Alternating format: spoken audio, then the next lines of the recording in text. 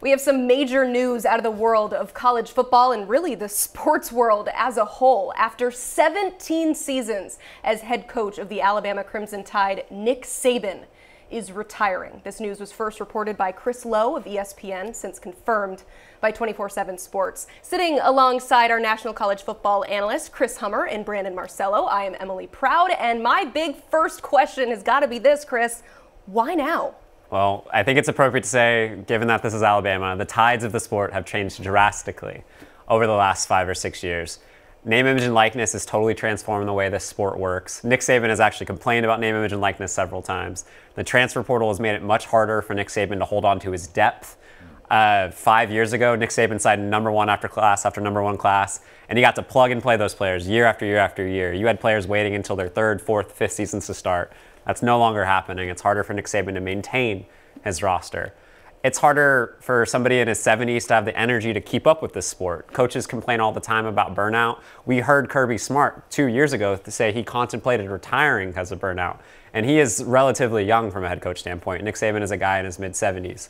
Plus, honestly, Nick Saban could go live at his beachfront property in Miami, you know what I mean? Nick Saban's got things he can do with his career. I wouldn't be surprised if he ends up on the ESPN set soon. Nick Saban's going to have options, and it's just a really tough environment for somebody like Nick Saban, somebody who has been used to such sustained success to continue to have it, especially moving into the 12-team playoff era where it's going to be even tougher to win a national championship.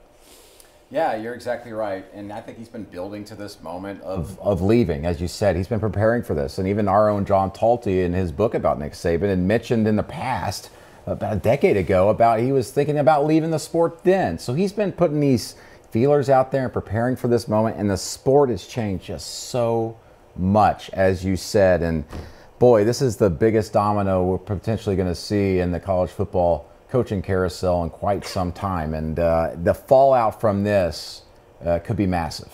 Yeah, we're going to discuss that fallout, but first and foremost, when and maybe how did this team find out, Brandon? Yeah, our John Talty, once again on top of this, he told me earlier that, listen, there was a scheduled meeting for 4 p.m. and the players and the staffers were kind of wondering, what's going on? Is there some type of announcement coming? And ESPN's Chris Lowe, of course, broke this story before the murmurs became an uproar, so to speak. But this has been very much kept quiet. Nick Saban's been keeping it close to the vest, obviously. And, listen, the murmurs have been going on for several weeks. I know it's conjecture and been mentioning it, but in the coaching circles here in Nashville, just outside our studio, was a coaching convention. And the coaches there kept bringing up, is Saban going to retire? What's going on? Because even they had been hearing things. What have you been hearing as far as how surprising this news was? I know it was to us, but we're not as plugged in. Shocking, but not shocking at the same time. That seems weird to see. And sometimes, given that we work in this industry and we're talking to people all the time, we can kind of be numb to some of this news. But this is one of those that we kind of went out, wow. We were sitting in the office with Adam Stanko, our boss, and he was actually joking a little while ago, as a fake example that Nick Saban could retire. And I was like, don't put some juju on that because it could happen. And then it happens, 10 minutes later? And this is something that has been going and making the rounds the last couple weeks. It's a popular rumor, but at the same time, it's been a popular rumor for a few seasons now. So it was surprising for me to see him finally pull the trigger, but given everything that's happening in the sport, kind of understandable at the same time. Yeah, you both mentioned the impact of NIL and the transfer portal as it pertains to all of that. You look at this roster, it's the #1 team in the talent composite right now. That is, of course, due to their incredibly powerful recruiting ranks that Nick Saban has put up 10 #1 classes since he's been at Alabama, about to haul in the #2 class. Most of these guys, though, are signed. The hay is already in the barn. They already have a very strong roster. So the question is, what happens to the guys who have already signed that NLI and guys who are already on this roster? Well, it's open season again in Tuscaloosa, Alabama. The transfer portal window just closed for Alabama players. They had an extra 5 days coming out of the college football playoff semifinals. It's been essentially 4 days since they weren't allowed to go in the portal. And now every single player on that active roster that has remaining eligibility has a 30-day window with a head coaching change to go in the portal. And there is no more attractive roster in the sport than Alabama. We talked about that a little bit with A&M. Earlier this year, we talked about that being one of the most attractive rosters in the sport to poach from. But Alabama has the best roster in the sport in the team talent composite. This is a loaded roster with difference makers all over the board. And now all of those guys technically, and I doubt this will happen, I'm sure Alabama will hire somebody excellent to replace Nick Saban and keep the majority of the roster in place. But people can go poaching, and there's going to be a lot of interesting conversations had with Alabama's players, I'm sure.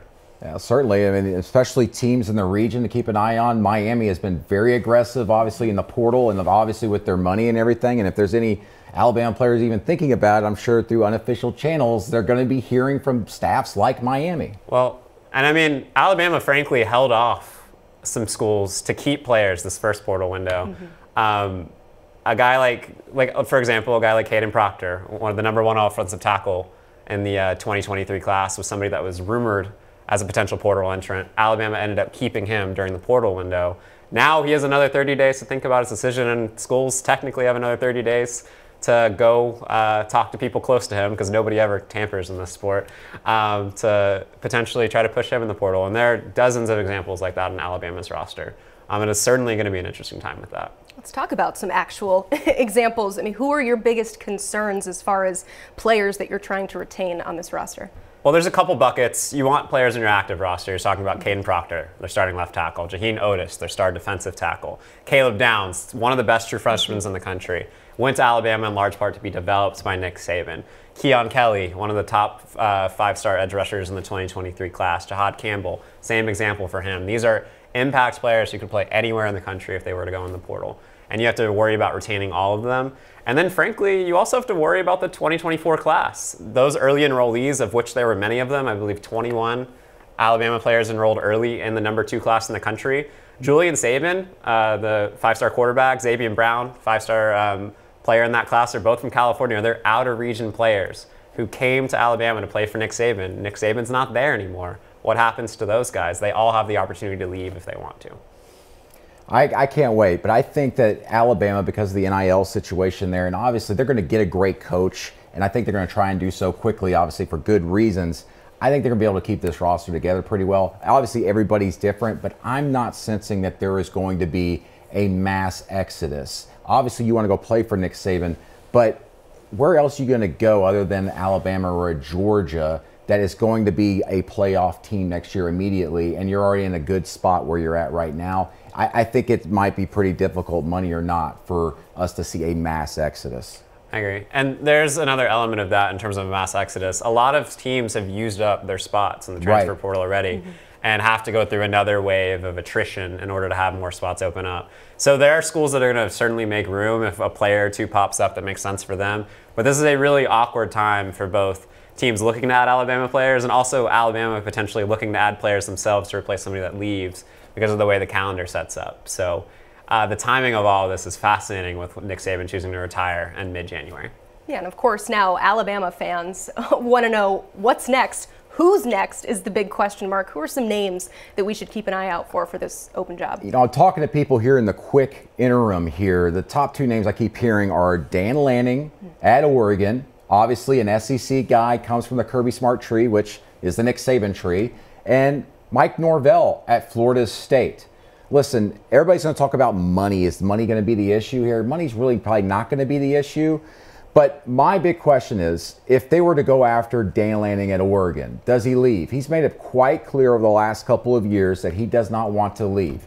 I believe he doesn't want to leave. But if Alabama came calling and said, don't worry about your buyout, don't worry about your money, we're going to make you the highest paid coach in America, I don't think he tells them no. I think he would go to Alabama. But the coach that makes the most sense to me, and the people I have spoken to here early, is Mike Norvell at Florida State. His buyout is only $4 million, so money's not an issue, obviously. And of course, he has shown he can build a roster, hold it together, develop players, which is important in this day and age with the transfer portal, but also complement those players through the portal with some big additions. As we saw with Florida State, obviously guys like Keon Coleman and Jared Verse. Mike Norvell has to be frustrated after the way everything went this season, not being included in the college football playoff. Yes, the playoffs expanding to 12 teams. It's going to be easier to get in there, but the ACC is still the ACC. Alabama is the crown jewel in college football. How do you say no to them? And why wouldn't Alabama want to go after someone who has built a roster, knows how to recruit the South, and is an innovator, has a great staff, And by the way, could probably bring some good players with him from Florida State to Alabama. And there's a small buyout. I think he would go to Alabama in a heartbeat. And for that reason, I always go back to the past. I think about Bobby Bowden in 1990 when Alabama came calling and they wanted him and he told them no, it didn't work out. And you wonder about what would happen. I think in this case that the Florida State head coach would go to Alabama, and I think he would do so in a heartbeat. But of course, watch Dabo Swinney too. Yeah. But I think to me, the two names I've heard the most often and make the most sense are Dan Lanning and Mike Norvell. So if the assumption is that Alabama can essentially cast a wide net and get whoever they want because it's Alabama, what's the likelihood we see them dip into the NFL potentially as candidates?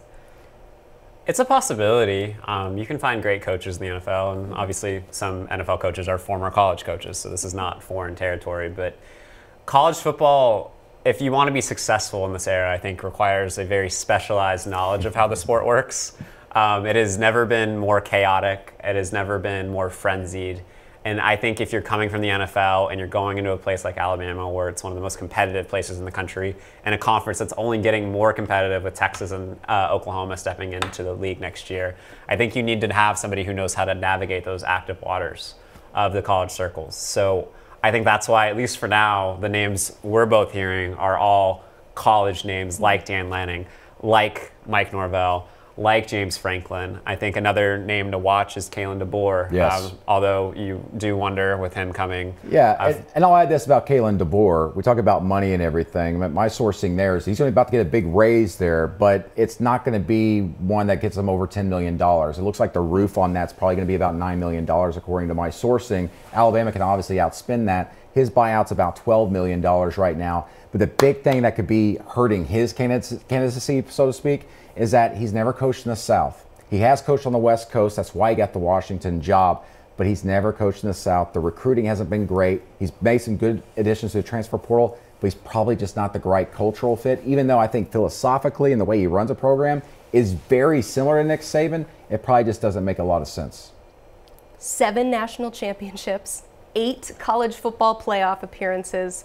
The record books have Nick Saban's name all over it, and we're going to be talking about this for weeks and years and really a lifetime to come about the impact that Nick Saban had on the sport of not just college football, but football as a whole. So I will give you guys the floor here to tell me, Brandon, you can start off, just what will Nick Saban's legacy be? He's the GOAT, and I'm not sure anybody's ever going to be able to even come close to matching him because the playoff is expanding. How the heck are you going to win that many national championships, especially in that short amount of time?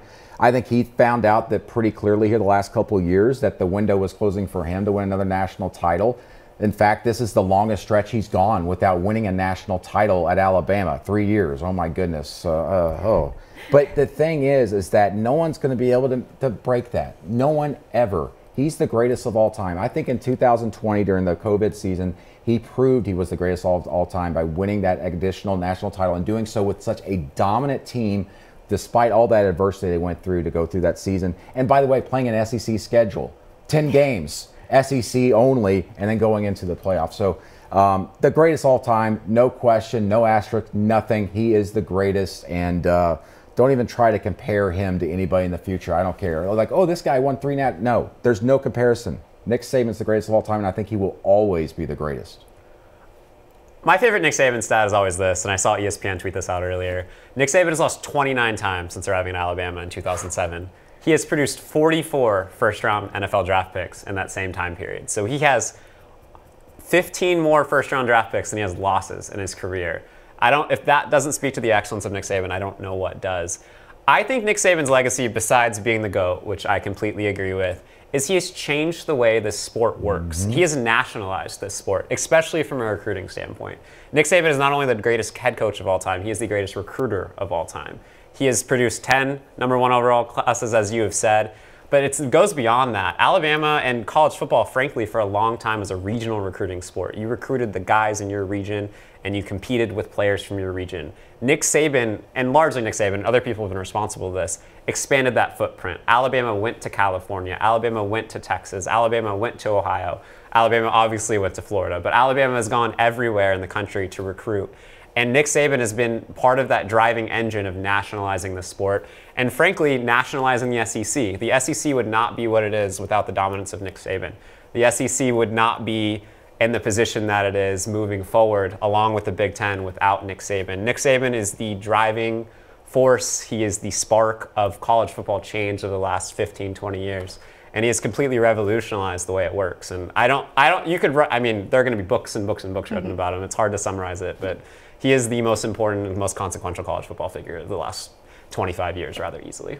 Well put by both of you. Thank you so much for trying to encapsulate what Nick Saban means to the sport of college football. It is a monumental day in the sport, so make sure that you check out the great work at Bama 24/7. They are going to be all over this with all the questions that you want. I'm sure they're going to have it answered and all the great news and analysis. But thank you both for being here today. And check out Bama 24/7 and, of course, 247sports.com for all things college football.